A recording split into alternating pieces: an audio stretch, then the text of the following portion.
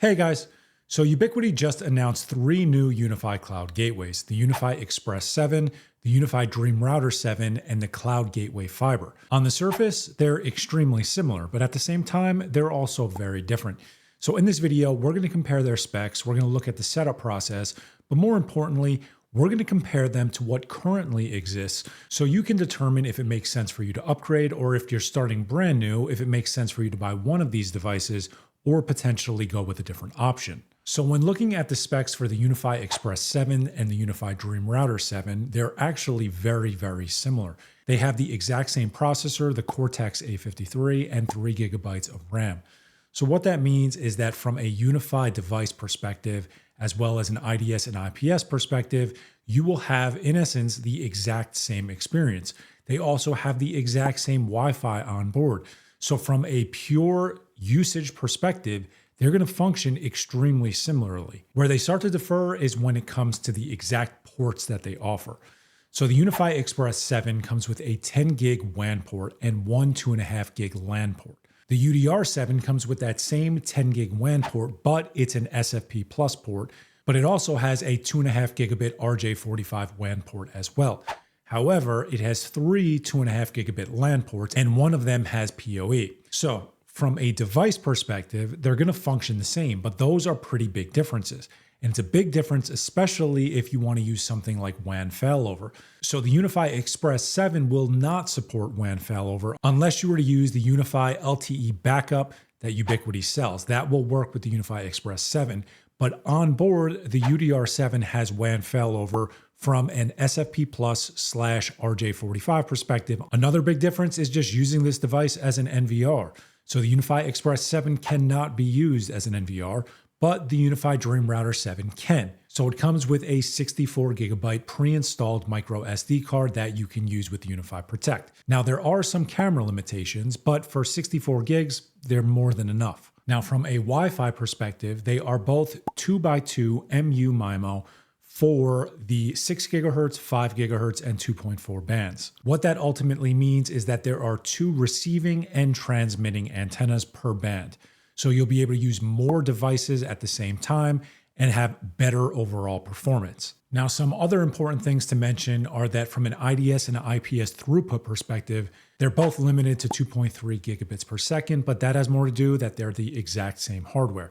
They are also limited to 30 plus UniFi devices because it's the same hardware. Now, comparing them head to head, the UDR7 is clearly the better overall device. But from a pricing perspective, right now, the preliminary pricing has the UniFi Dream Router 7 at $279.99 and the UniFi Express 7 at $199.99. So you're paying a premium for it. With that said, you're getting 3 2.5 gigabit LAN ports, and one of them is PoE. It's not PoE Plus or PoE++, it's just PoE. But you're at least getting that. With the UniFi Express, you're going to have to buy a switch unless you had just about one other device and you only wanted to plug that one device in. Now, it's important to mention that we're looking at this from a pure cloud console perspective. So when you look at it from that perspective, we now have to bring in the UniFi Cloud Gateway Fiber into the mix. Now, the big difference with this device is that it does not have integrated Wi-Fi. So you're going to have to use an access point. But from a power perspective, this is a lot more powerful than the UniFi Express 7 and the UDR7. It has a better overall processor. It supports more UniFi devices. It has one PoE Plus port rather than a PoE port. And from an IDS and IPS throughput perspective, it can handle roughly double the overall throughput than the UX7 or the UDR7. So overall, it is a more powerful device. But again, you're losing out on the integrated Wi-Fi. Now, from a ports perspective, it has one 10 gigabit SFP Plus and one 10 gigabit RJ45 WAN port. It also has one 10 gigabit SFP Plus LAN port and 4 2.5 gigabit LAN ports. Now, it supports over 50 devices rather than 30 that the other two support. And overall, it's a very, very powerful cloud gateway. And even better is that this has an integrated SSD. So this supports UniFi Protect as well, but it supports more cameras. And rather than having a micro SD card, it has an SSD expansion bay that you can use, which you'll be able to use for your NVR. So rather than being limited to a micro SD card, that SSD is a big plus. But again, no integrated Wi-Fi. So at that point, what you're going to have to do is probably use that PoE Plus port for an access point, which overall could provide better overall performance than the UX7 or the UDR7, but it's going to come at a higher price. But keep in mind that you're going to need to buy an access point as well. Now, from a specs perspective, this device supports multi-WAN as well, and it also has a Cortex A73 processor, which is slightly superior than the A53 in the UX7 and UDR7. So you're going to get better overall performance in just about every way. More throughput. It'll be a little smoother when you access and use the UI. But overall, I wouldn't say that that's the only reason to look at that device, but we'll get to that when we start comparing them later. So moving to the setup process, the easiest way to set any of these devices up is by using the UniFi mobile application. Basically, you plug it in, download the UniFi app, it will automatically find it and you can configure it that way. But if you wanted to, you can access and set it up through a web browser as well, so we will quickly walk through that. So at this point, all I did is plug this in, plug in a LAN cable into this device, and I went to the IP address 192.168.1.1, and we get brought to this setup process. So the first thing you have to do, give it a name. You can move on. And at this point, if you have a Ubiquiti account, or if you wanted to set up a Ubiquiti account, you could. However, if you wanted to do this completely locally, you could do that as well, which I think is great that they offer that. So I will be clear that I do suggest you set up a Ubiquiti account. It's just easier to manage in my opinion. But we're going to go through the process as if you didn't do that and just show you how it works. So I'm going to proceed without a UI account. It'll show you exactly what you're going to be losing out on. But keep in mind that at a later point, you can sign in with a Ubiquiti account if you'd like. Give it a password. It will start to run through a performance test. And once that's done, it will continue with configuring the UniFi operating system. Once the setup is complete, you can select Go to Dashboard. Put in the password and sign in. And at that point, you will be brought to the UniFi dashboard. Now, in the control plane, if you wanted to sign in with a Ubiquiti account, you could. And it's in this remote access section. So you just sign in with your username and your password for your Ubiquiti account, and you will automatically link this cloud gateway to the UniFi Site Manager. So I'm going to quickly do that. Now with that done, you can access the UniFi Site Manager, which we'll get back to in a minute here. So the next area I want to hit on is performance. But with performance, it's a little tough to test these devices, and there's one main reason. They all have 10 gigabit WAN ports, and I only have gigabit fiber. So I cannot maximize the performance of any of these devices, unfortunately. One day, 510 gig fiber, maybe, but today is not that day. So what I did is to test out the Wi-Fi performance, I set up open speed test on a device using a 2.5 gigabit connection of the UDR7 and the UX7. And what I can tell you is that the maximum overall performance that I received was about 2,000 megabits per second down and about 1,800 megabits per second up using the 6 gigahertz Wi-Fi band and a 320 megahertz Wi-Fi channel width. Now that is going to be roughly the maximum overall performance that I was able to get. Yours might differ, but for me, that was about the maximum performance I could get. Now, the further away you go from the device, that's when it starts to get a little bit tougher because the performance tends to suffer with the 6 gigahertz band the further you go away from it. But the problem is everybody's setup is different. So if you have a bigger house, if you have an apartment, etc., your performance is going to be very different. So that's about the maximum speed I got, but I averaged somewhere around 1,750 megabits per second down and 1,600 megabits per second up the further I went away from the device. Now switching over to iPerf, I'll quickly show this example here.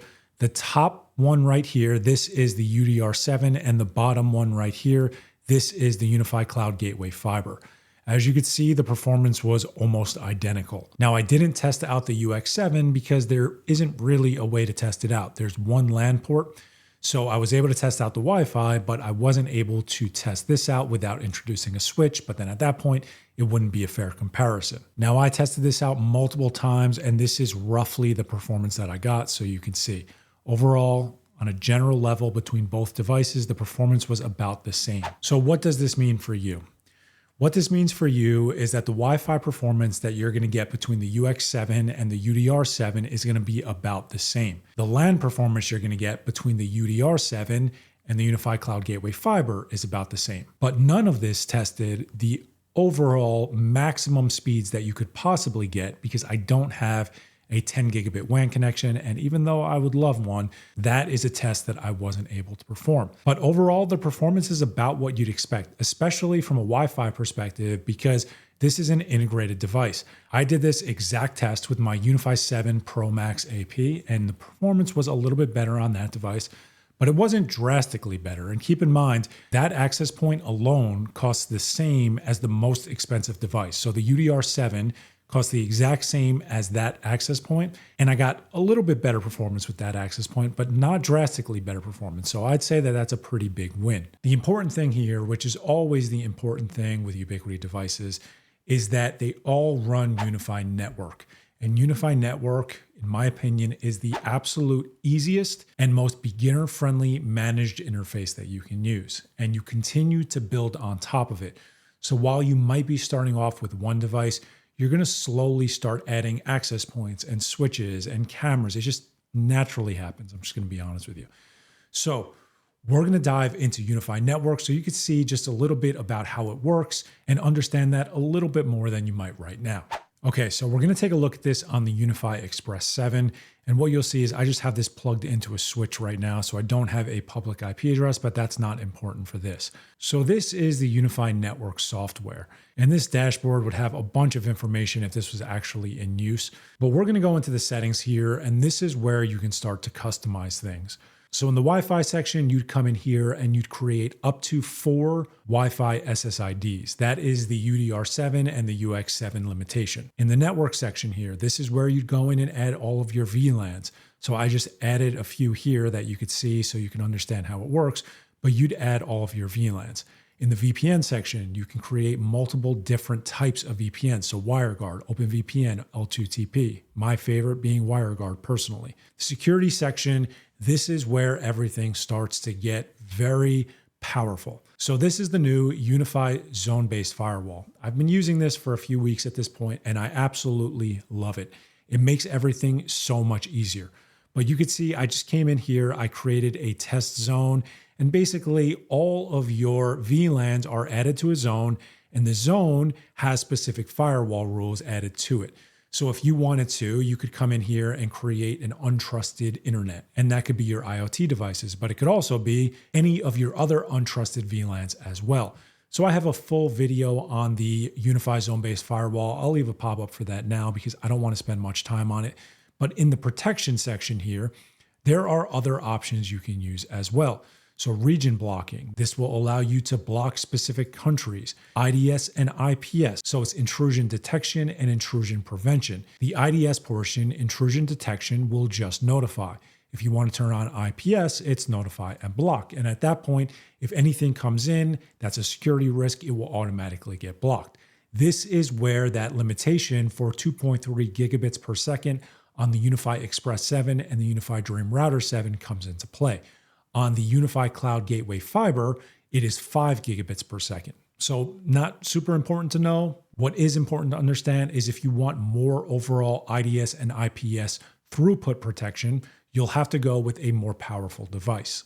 Then there is a bunch of routing and quality of service, and this is where port forwarding is. You can create your DNS records here. There's a lot that you can do inside of here. Now for the UniFi Dream Router, this is going to be almost exactly the same as the UniFi Express 7, with the difference being in the internet section here, you will see this secondary WAN.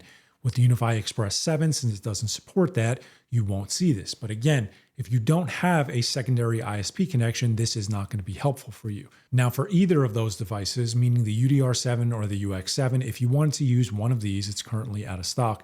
But if you wanted to use one of these, you can buy one of these and they will automatically work as well because this specific device is what's kind of doing the failover. Now, switching over to the UCG-Fiber, what you will see is we don't have a Wi-Fi configuration section because we don't have Wi-Fi. But everything else will function the same. This is your WAN failover. This is where you can create your VLANs, etc. Now, the biggest challenge with this is going to be if you should either upgrade to this device, or if you're brand new and you're looking to buy a device, if you should buy one of these or you should buy an existing device. So that's where it's going to get a little challenging. So we're going to switch over to looking at the current and existing UniFi offerings and kind of see where these devices fit in. So these are all of the UniFi Cloud Gateways. There are a lot of them here, but what we're really going to focus on is these down here. Now, to be clear, the UniFi Dream Machine devices, The Enterprise Fortress Gateway, that would be more on the enterprise side, but the UDM Pro Max, Pro, and Special Edition are all awesome gateways. And if you want a rack-mounted device, you cannot go wrong with any of them. But we're going to focus on these 4 down here because these devices kind of slate in this category more so than the rack mount devices. So right off the bat, the UDR7 replaces the UDR. So this was a Wi-Fi 6 based device that replaces it. If you were interested in getting a UniFi Dream Router, get a UniFi Dream Router 7. It's a newer device. It's going to be more powerful. It's Wi-Fi 7 capable. That's an easy one. The same thing is true for the UniFi Express. Now, what is important to note is the pricing. The pricing is going to be a little bit more, but in my opinion, it's worth the premium. So the UniFi Express, same thing. It had Wi-Fi 6 built in, but this is going to have a better processor. It has Wi-Fi 7 built in. And overall, if you wanted the UniFi Express, I'd spring for the UniFi Express 7 and go from there. Where it gets tougher is with the UniFi Cloud Gateway Fiber. So the best comparison for the UniFi Cloud Gateway Fiber is going to be the UniFi Cloud Gateway Max. They're extremely similar, but at the same time, they do have some pretty significant differences. So the UniFi Cloud Gateway Fiber has a NVMe slot as well, but the UniFi Cloud Gateway Max does too. So that is not an inherent difference. Where it starts to get different is that the UniFi Cloud Gateway Max has 2.3 gigabits of IPS routing. The UniFi Cloud Gateway Fiber that just came out has 5. So what that means is it has a better overall processor. It will allow for higher throughput on IDS and IPS, and it also will support more UniFi devices. This supports 30, that will support over 50. Now, from a ports perspective, the UniFi Cloud Gateway Fiber has 2 10 gigabit ports on the WAN side, so one SFP Plus port and one RJ45 port. It also has one 10 gigabit SFP Plus LAN port and 4 2.5 gigabit LAN ports. So this device right here only has 4 2.5 gigabit LAN ports. So funny enough, they both support the same total cameras, so that's not a reason to pick one over the other. But generally, purely from a performance perspective, the UniFi Cloud Gateway Fiber is more performant than the UniFi Cloud Gateway Max. But again, it comes at a premium. So going back to this list, if you're somebody that does not necessarily need that enhanced performance, maybe you want to run a few cameras, just have a cloud gateway, the UniFi Cloud Gateway Max is still a great option. But I would probably spring for the Cloud Gateway Fiber just for the additional ports and the performance. So with all of that out of the way, I'm going to give you my opinion on this. And keep in mind, it's an opinion from a very small time frame. So while I've used it, I haven't had a chance to use it for months on end to really give you a full review of it. So I'm just going to give you some preliminary thoughts.